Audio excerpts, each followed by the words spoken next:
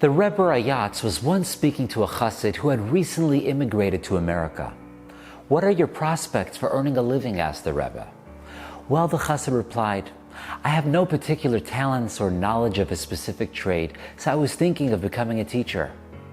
With a penetrating gaze, the Rebbe replied, "Steiner sollst du essen, aber jüdische Kinder sollst nicht schächten."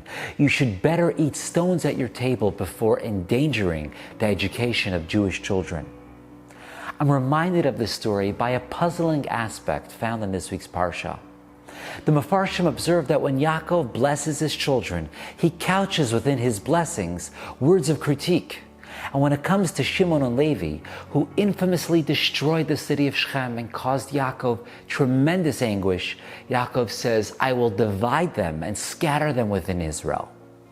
The Mefarshim note that Yaakov's specific blessings to these two sons are that they not settle down, so that they do not act up again. Therefore, the tribe of Shimon was to be scribes and school teachers, while the tribe of Levi would depend on the meiser and gifts of others for their livelihoods.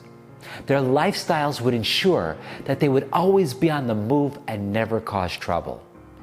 Now, this seems very problematic. Shimon and Levi are deemed too rash and careless to be left to their own devices, so instead, we entrust them with teaching our children, with becoming scribes, with serving in the Beis HaMikdash. These are the most critical roles in our society, and we're using them as a way to punish Shimon and Levi? But if we take a step back and analyze the character of Shimon and Levi, we see that they had a kanos, a righteous indignation, a passionate sense of right and wrong that led them to stand up for their sister at great personal risk. Granted, they were so incensed that they acted recklessly, but it came from an absolute commitment to upholding that which is right and true. Yaakov's blessing to them was not a punishment, it was a redirection. He was urging them to channel their passion and commitment, to go beyond the pale, and to direct it to the greatest of causes, educating our children and helping others serve Hashem. It was precisely because of their fiery character that Yaakov felt that they should be the ones entrusted with the holy mission of teaching our youth. Teaching is not only done through words, but with action. And there was no one more committed to putting these ideals into action than Shimon was. To serve Hashem in the Beis HaMikdash, one needs to be steadfast and committed.